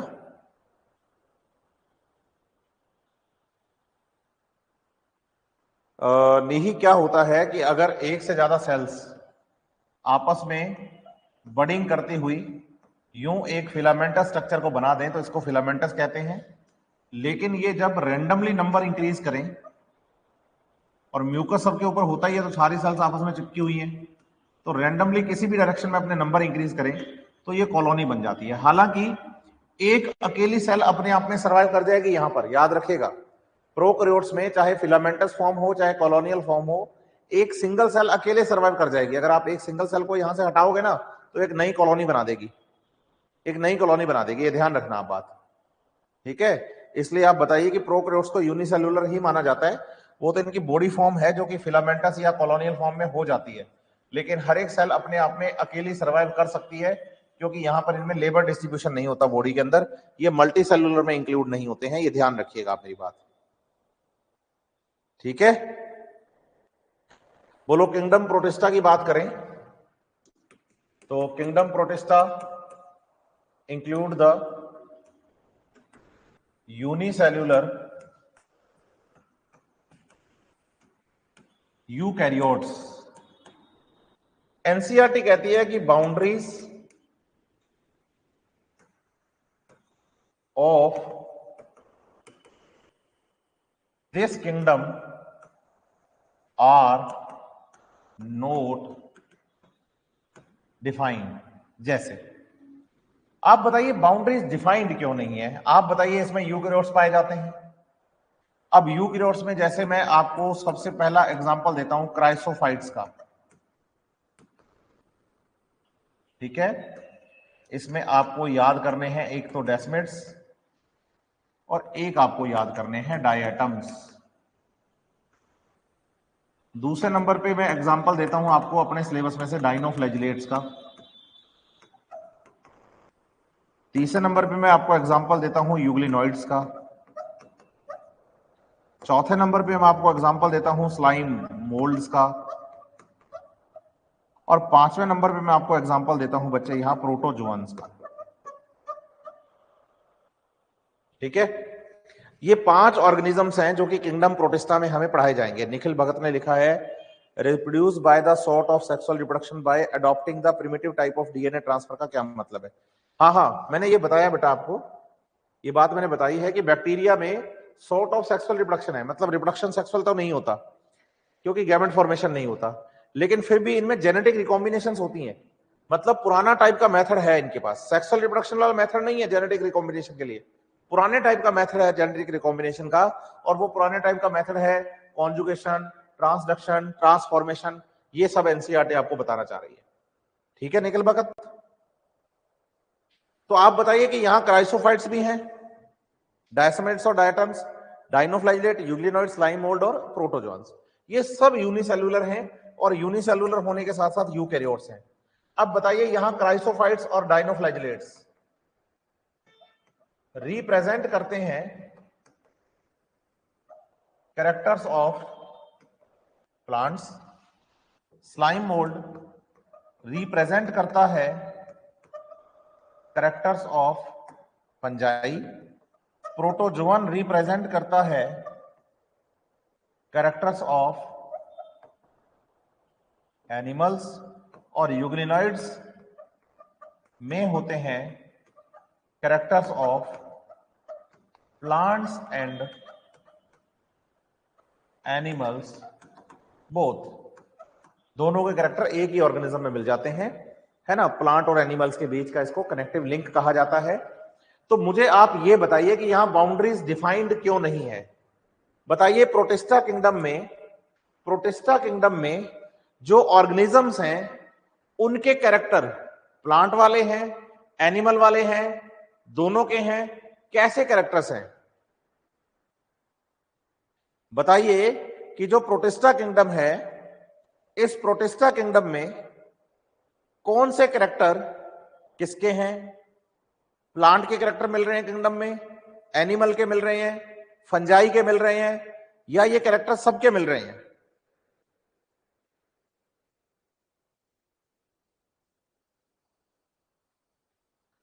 बोलो सबके मिल रहे हैं, सबके। आपको यहां प्लांट के भी कैरेक्टर मिल रहे हैं, एनिमल के भी कैरेक्टर मिल रहे हैं, फंजाई के भी कैरेक्टर मिल रहे हैं। मतलब प्रोकैरियोट्स के अलावा बाकी सारे यूकैरियोट्स वाले कैरेक्टर आपको यहां मिल रहे हैं, प्लांट्स के भी, एनिमल्स के भी, फंजाई के भी। तो बताइए प्रोटिस्टा के ऊपर 3 किंगडम है, फंजाई, प्लांटी और एनिमेलिया, और तीनों के कैरेक्टर यहां एक सिंगल किंगडम के अंदर आपको मिल जाते हैं। इसीलिए प्रोटिस्टा किंगडम की बाउंड्रीज डिफाइंड नहीं है। प्रोटिस्टा किंगडम की बाउंड्रीज डिफाइंड नहीं है और इसमें सारे के सारे यूनिसेल्युलर यूकैरियोट्स ही आते हैं। याद रखिएगा ये बात, ठीक है। साथ ही साथ बताइए कि members of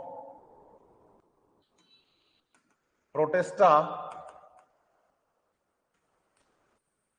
kingdom are mostly aquatic. मतलब ज्यादातर इसके जो ऑर्गेनिजम्स हैं बेटा वो पानी में ही पाए जाते हैं, लेकिन सारे प्रोटिस्ट पानी में मिलते हैं, ये बात सही नहीं है। बोलो first kingdom in which sexual reproduction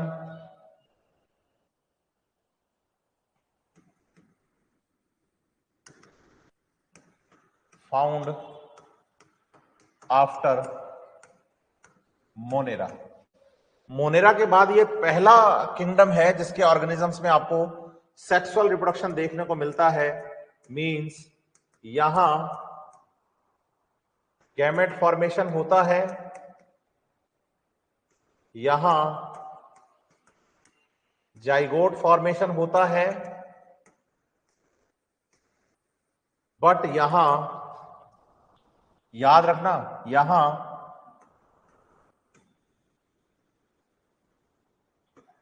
embryo formation नहीं होता है। एम्ब्रियो फॉर्मेशन नहीं होता। बच्चा कहता है जब सेक्सुअल रिप्रोडक्शन हो ही रहा है, गैमेट बन ही रहे हैं, जाइगोट बन ही रहे हैं, तो एम्ब्रियो क्यों नहीं बनता? तो आप बताइएगा कि भाई एम्ब्रियो एक मल्टी सेलुलर स्ट्रक्चर होती है। एम्ब्रियो मतलब होता है aggregate of the cells, group of the cells. Embryo का मतलब होता है aggregate of the cells, group of the cells. और आप बताइए इस ऑर्गेनिज्म की तो बेचारे की बॉडी ही यूनिसेलुलर है, इस ऑर्गेनिज्म की तो बेचारे की बॉडी ही यूनिसेलुलर है। अगर बॉडी यूनिसेलुलर है तो एम्ब्रियो तो बनेगा नहीं ना, जाइगोट बन जाता है लेकिन एम्ब्रियो फॉर्मेशन नहीं होता। ध्यान रखना ये बात, ठीक है। इसके अलावा आप बताइए कि members of protista kingdom are both haploid and diploid. अगर आपके पास हैप्लॉइड प्रोटिस्ट है तो बोलिए उसमें हैप्लॉन्टिक लाइफ साइकिल होता है। अब ये बात जो है बच्चे यहां नहीं है, एनसीईआरटी के लास्ट में है। मतलब जब थर्ड चैप्टर आप कंप्लीट कर रहे होंगे ना प्लांट किंगडम, तो लास्ट में 3 आपको दिए गए हैं बच्चे life cycle, haplontic life cycle, diplontic life cycle और डिप्लोहैप्लॉन्टिक लाइफ साइकिल और हैप्लोडिप्लॉन्टिक लाइफ साइकिल, ऐसे लिख के दिया गया है। तो ध्यान दीजिएगा, अगर कोई प्रोटिस्ट हैप्लॉइड है तो उसमें हैप्लॉन्टिक लाइफ साइकिल होता है, और अगर कोई प्रोटिस्ट डिप्लॉइड है तो उसमें डिप्लॉन्टिक